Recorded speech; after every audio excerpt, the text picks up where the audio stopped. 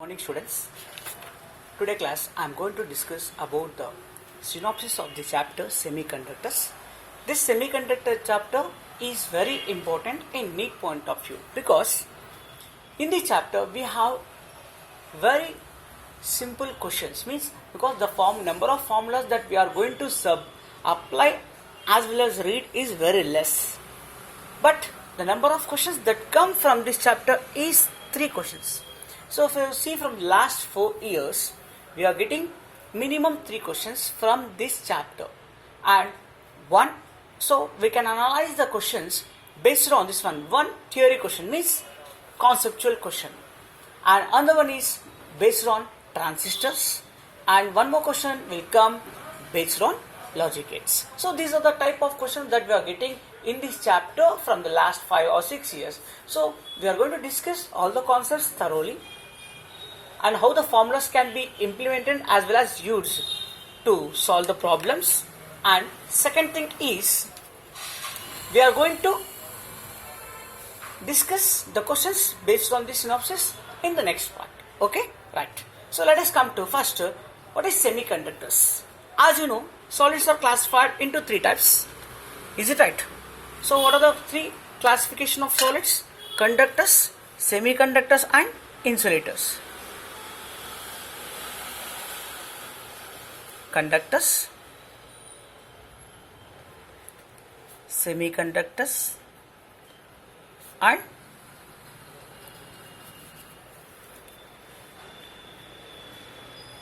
insulators. So these 3 substances are classified based on their conductivity or resistivity. Yes? Okay. But in this chapter we are going to explain the classification of these substances by using energy band theory. So according to energy band theory, we have 2 types of bands are present according to band theory of solids. So according to band theory of solids, so conductors, semiconductors and insulators are classified based on energy band theory. As in this we have 2 bands called conduction band and valence band. So in conduction band there are free electrons will be there. In valence band all the energy levels are completely filled and the valence electrons, free electrons move from valence band to conduction band. In case of conductors, energy gap is approximately equals to 0, and at 0 temperature all the valence bands are completely filled and conduction band completely empty. If the temperature increases, the electrons move from valence band to conduction band, creating a hole in valence band. So, and in case of semiconductors,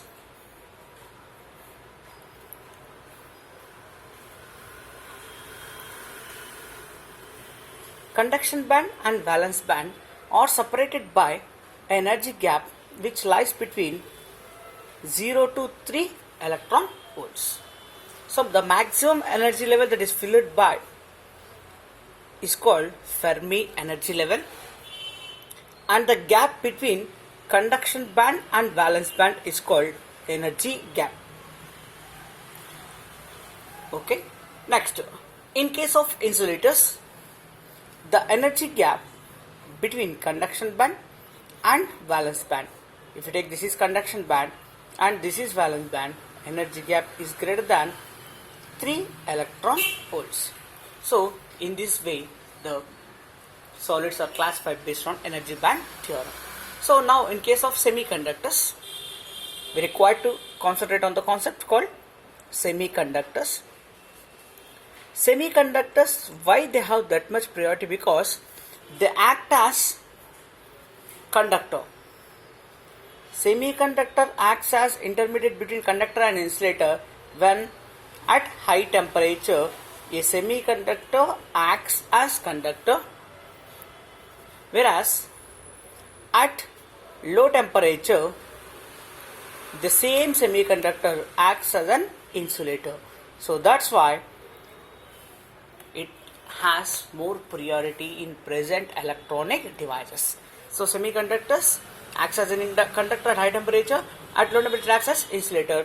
And how resistivity is directly proportional to temperature for means if the temperature increases, resistance or resistivity increases for conductors.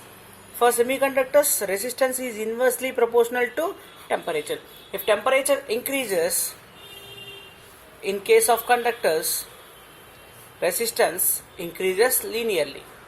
In case of semiconductors, resistance decreases exponentially with the increase of temperature. So that's why at high temperature they act as conductors and at low temperature they act as insulators. So this is detail about information semiconductors. In conductors the charge carriers are only electrons. Here in case holes and electrons. That is a major difference between conductors and semiconductors. Okay, now semiconductors are classified into two types. One is intrinsic semiconductor, another one is extrinsic semiconductor. What are intrinsic semiconductors? They are pure form of semiconductors. Means we have two types of semiconductors. They are silicon and germanium. If you take intrinsic semiconductor as silicon, so the complete semiconductor should not have any other impurity other than silicon. If you take germanium, it has completely only germanium. It should not have any other element that present. That is called pure form.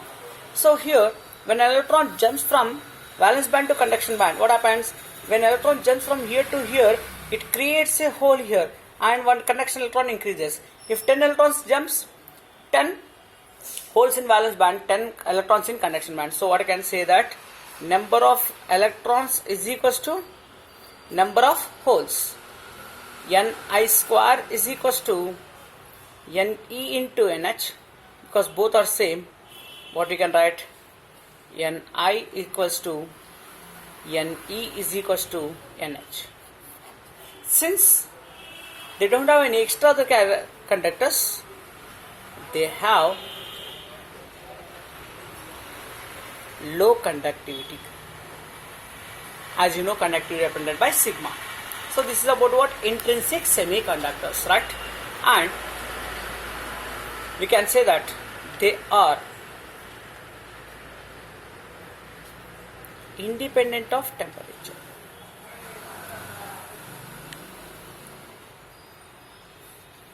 They are independent of temperature. Next, coming to extrinsic semiconductor, they are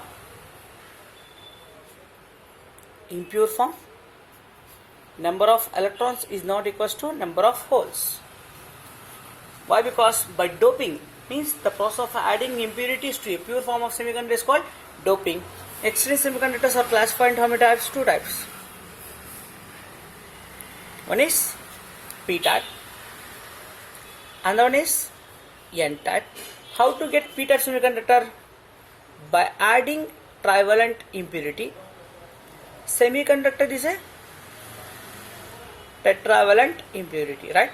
So by adding trivalent impurity to a pure form of semiconductor, we get p-type semiconductor. By adding pentavalent impurity, we get n-type semiconductor. So what happens here?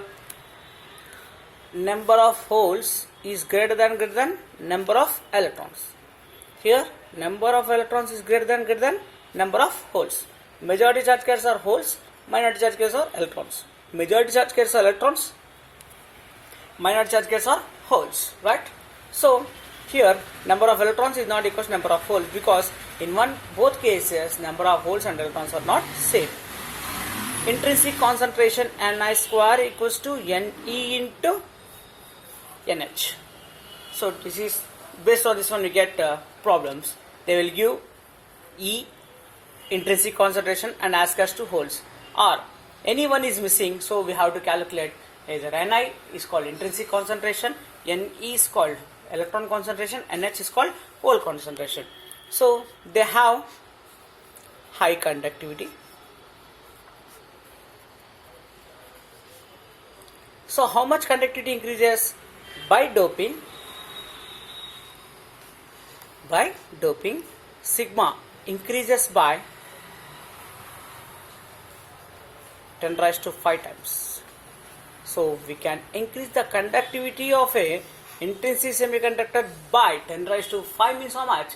1 lakh times by adding some impurities. So this is the way of intrinsic and extrinsic p-type as well as n-type semiconductor. So here, based on p-n junction, we get more questions. How the junction has formed, we already discussed in theory, right? So p-n junction, as you know very well that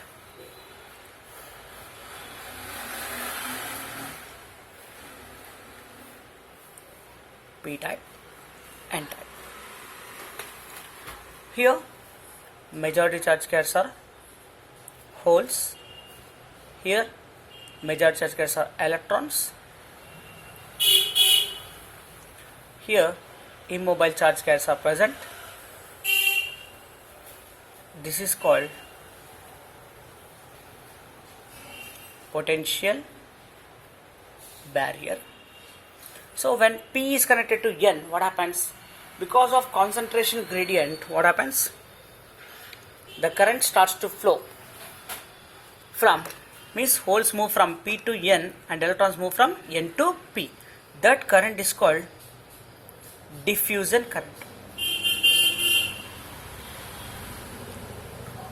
Diffusion current. So that is flowing from P to N. Because of electron produces, this creates some electric field. The electrons move from, it induces, there is some drift, that is called drift current. So diffusion current is equals to drift current, but both are in opposite direction. So at equilibrium, diffusion current plus drift current is equals to 0. So p-n junction doesn't conduct any current. You can say that p-n junction is neutral. P-n junction is neutral. Now, okay. Now what we should do? We should connect bias, right? Biasing the diode. How to bias? We should connect positive to negative and negative to positive. So the circuit symbol is, this is the circuit symbol, this is P and this is N. So if the diode is P is connected to positive and N is connected to negative, this is called forward bias. Forward bias. And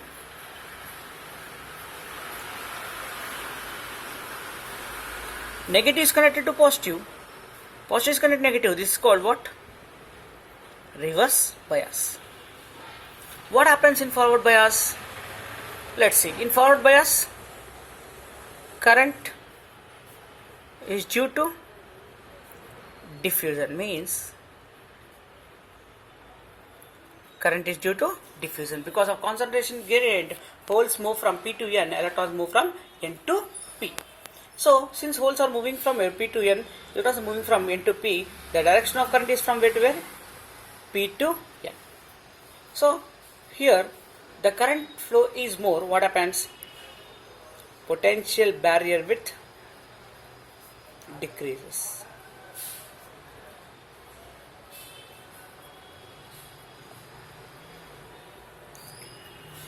Because it offers low resistance. What happens? Resistance is very less. If you take for ideal diode, it doesn't offer any resistance. So we consider the diode resistance as 0 for ideal diode. So current is due to what? Diffusion. Now if you plot a graph, what happens? At initial, because it has to cross the barrier, the current does not flow up to particular potential. Then the current increases exponentially. At particular voltage, the current sharply increase that voltage is called cut-in voltage. That voltage is called what? Cut-in voltage. Same as in reverse bias, current due to minority charges. Here current due to majority charge carriers. Potential barrier width increases because holes are attracted towards negative terminal, electrons are attracted towards positive terminal. The number of immobile charge carriers increases. So what happens? Potential barrier width increases. Potential barrier width increases. And second thing is what? Resistance is more. For ideal diode it is infinity. So this concept is very important. I will show 1, 2, 3 problems based on this one. Next, if you plot a graph for reverse bias, because it will be in fourth quadrants, not as. So this is the graph for reverse bias. So how the questions will come on forward bias and reverse bias? These are the theory questions. How problem point of view I will let you know. See the type of questions that may come for this forward bias as well as reverse bias. First one, see, by seeing the circuit they will ask whether it is forward bias or reverse bias. So we should be very clear that what is forward bias? P should be connected to half high potential, not positive. It may be anything, but it should be at high potential. N should be at low potential. See, P, this is P, right? And this is N. P is connected to 3 volts. N is connected to 5 volts. So P is connected to high potential, N is connected to low potential, then it is forward bias. If P is connected to low potential and N is connected to high potential, then it is called what? Reverse bias. So P is connected to 3 volts, N is connected to 5 volts, then it is bias. Reverse bias. For ideal diode, reverse bias resistance is what? Infinity. So the current doesn't flow in the circuit, right? Yes. Next, same way, here see. What they are asking is, what is the current flowing through the circuit? So, this is positive, this is N, and this is P. Positive is connected to N, right? And negative is connected to P. Now, this circuit is ideal diode and reverse bias. So, any current will flow here? No. So, there is no flow of current in this part. There is no flow of current in this part. What happens now? No current will flow. Then these two are connected in series, right? So then the current formula is what? I is equals to V by R1 plus R2. What is V? Voltage. R1 plus R2, 20. So answer is what? 1 ampere. And the same question here. P is connected to what? 1 volt. N is connected to what? 3 volts. So obviously it is also in reverse bias. What is the current flowing? This is 10 ohms. This is ideal diode. What happens? Ideal diode resistance is 0. So P, I is equals to, both are negative, right? 3 minus 1 by 10. So 2 by 10, nothing but 0.2 amperes. So these are types of model questions that come for problem point of view in this chapter based on forward bias and reverse bias. And next we have Zener diode. Zener diode you know very well. What is a Zener diode?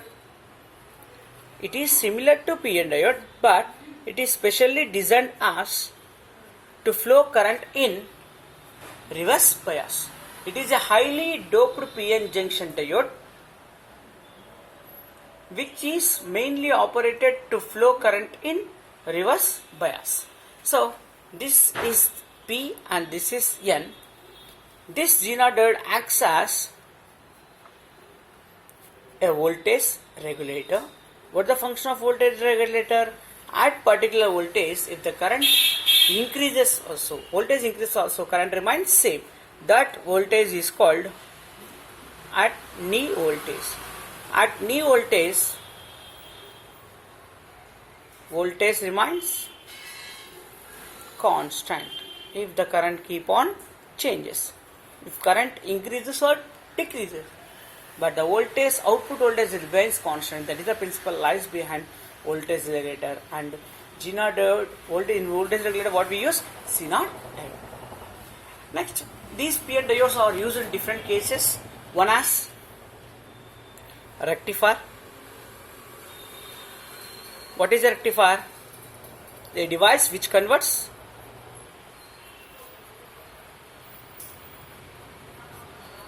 AC into DC. The device which converts AC to DC is called what? So the process is called rectification. We have two types of rectifiers. One is called half wave rectifier and the one is called full wave rectifier. So in half wave rectifier, it rectifies only half of the cycle, and we use only one diode, and efficiency is less, 0.406 into RL by RF plus RL, where RL is called load resistance, RF is called forward bias resistance. So if the input frequency is 50 Hz, assume that this is input frequency, then the output frequency also 50 Hz, because 50 positive cycles are rectified and we get the output. What is the nature of output? Nature of output is pulse and discontinuous, because the output is discontinuous, right? Next, in case of rectifies complete cycle, means it rectifies both positive cycle as well as negative cycle by using two diodes, and efficiency is double, 0.812 into RL by RF plus RL. If the input frequency is 50 Hz, then output frequency is 100, means double. Here, how many cycles we send? N, if N is N, input frequency is N, output is also N. Here, input is N, output is 2N.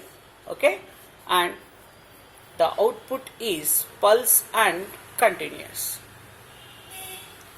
Okay, so these are the applications of PN junction diode, and we can use these as optoelectronic devices. We have three optoelectronic devices. One is photodiode, solar cell, LED. What is photodiode? You know very well, right? What are optoelectronic devices? First, a device which converts light energy into electrical energy or electrical energy into light energy are called optoelectronic devices. We have three optoelectronic devices. What are the three optoelectronic devices we have? Photodiode, next LED, light emitting diode, as well as solar cell. Photodiode is what? A device which is reverse bias PN junction, which converts light energy into electrical energy. What is LED? Which converts electrical energy into light energy. Solar cell is unbiased PN diode, which converts light energy into electrical energy. So these are the uses of PN diode. In this, we have some other formulas are there. What are the are? As you know, in current LCD we learnt conduction current. What is conduction current? I is equals to NEA VD. From this current density, J is equals to what? I by A, NE VD. So we won't get here drift velocity. So what we are doing is mu is equals to what? Mu D by E. So from this mu is equals to what? Mu D into E. We get J is equals to VD is equals to mu into E, right? So mu into E. As we know very well that sigma is equals to conductivity is equals to J by E, that equals to what? N E mu. If it is case of conductors, N E mu, okay, no problem. In semiconductors,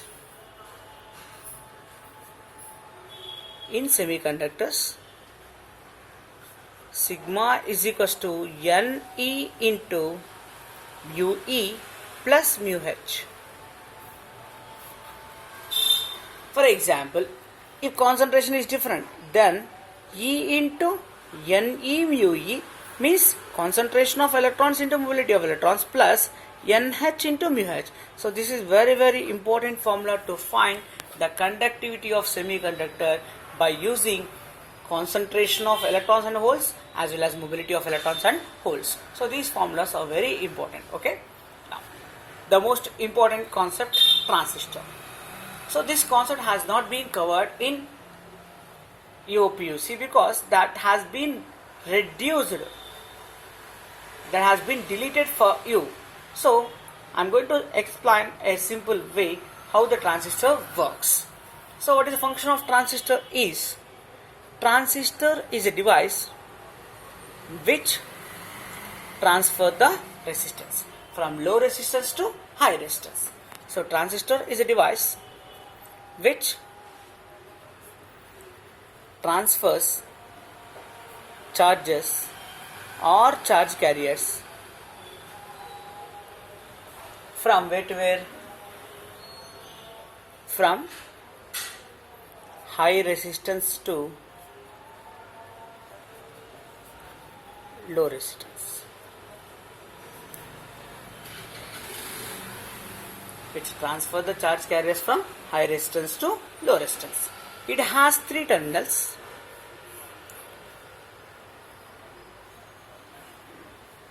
This is called emitter, this is called base, this is called collector. Each and every part has their own significance. Coming to emitter, emitter is highly doped and moderate in size. B is called base. This is lightly doped and smaller in size or very thin in size. C is called collector. What is collector here? Moderately doped and larger in size. So since we have three terminals, we should make one terminal as common. So the terminal common, if you make, that is called common terminal, right? Common emitter, common base, common collector. Let's see what happens here. So first case,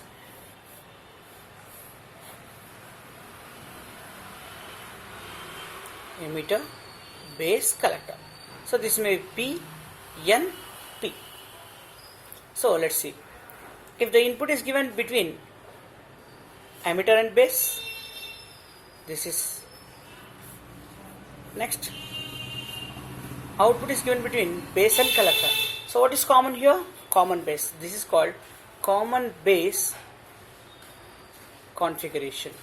In common base configuration, actual formula for current is what? I emitter is equals to base current plus collector current. This is the basic formula of transistor.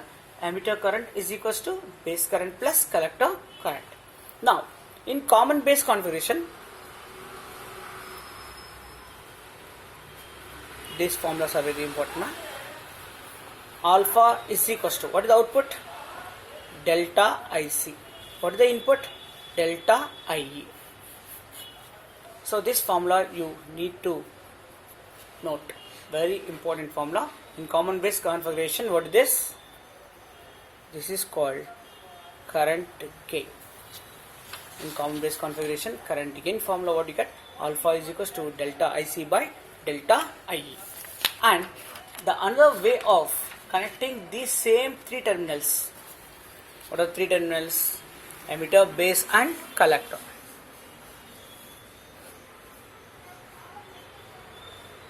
This is emitter, this is base, this is collector. input is given between emitter and base, and the output is given between emitter and collector. So then what is common? Common, this is called emitter. So common emitter configuration, current gain beta is equal to what is the output? Delta IC.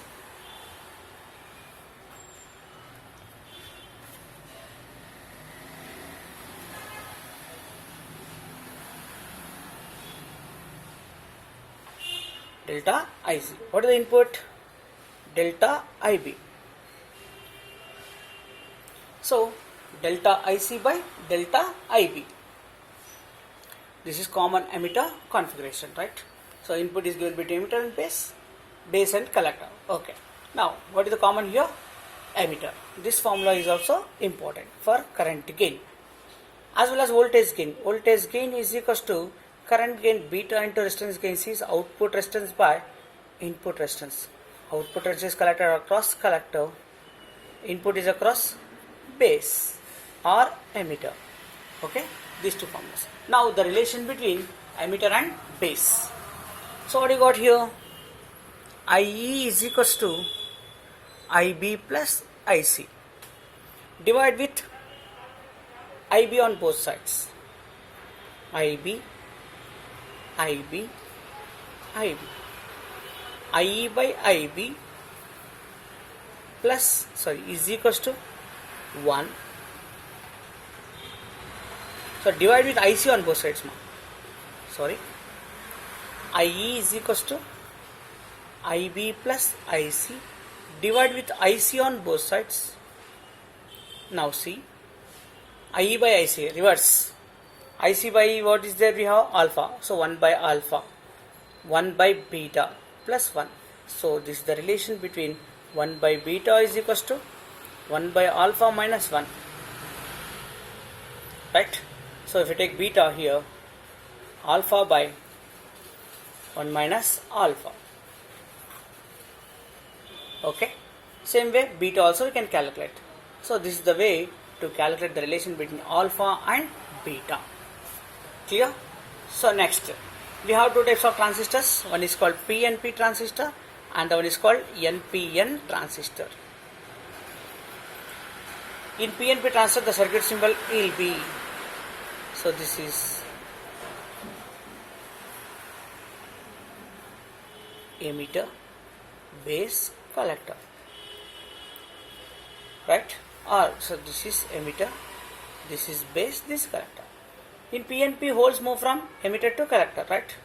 So the current is also from emitter to collector, right? In NPN, what happens? The electrons move from N to P, emitter to collector. So the direction of current is what? Opposite, right? So this is collector, this is emitter, this is base. Just the directions will be changing. And the last concept is what? Logic gates. So logic gates we have. What is a gate? Which control the flow. If they control the flow of information based on logic, it's called logic gate. We have three basic gates. One is OR gate. The circuit symbol is what? It has two inputs, one output. It works on the logic that A plus B. Similarly, this is AND gate. If you draw the truth table,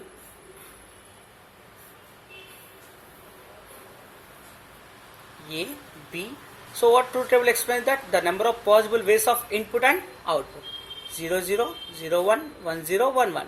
0 plus 0, 0. 0 plus 1, 1. 1 plus 0, 1. 1 plus 1, 1. Next, AND gate. A, B, based on the logic dot, A into B. Same, A, B, but 0, 0, 0, 1, 1, 0, 1, 1. 0 into 0, 0. 0 into 1, 0. 1 into 0, 0. 1 into 1, 1. So this is the logic that it works. Which one? AND gate. Next one is what? NOT gate. NOT gate has one input, one output. What it gives? Inverse. If you say yes, it will say no. If you say no, it will say yes. 0, 1, 1, 0. If you combine any two gates, we get two types of other gates. Those are called universal gates. One is called NAND gate, the combination of AND gate and NOT gate. See, AND plus NOT gives rise to NAND, right? Same way, NOR we can say that NOT plus OR. See, NOR gate. Is it right? Now we have De Morgan's theorem. What is De Morgan's theorem? Explains that two laws, very important laws, which are helpful solving the problem. A plus B whole bar is equals to A bar dot B bar. A bar dot B bar is equals to R. Not this one, same will look. A bar plus B bar is equals to A dot B whole bar. These two are called De Morgan's laws, and it completely works on binary system logic gates, right? So they based on logic gates, you definitely get one neat question. So next part, I am going to discuss the problems of this chapter. Thank you guys.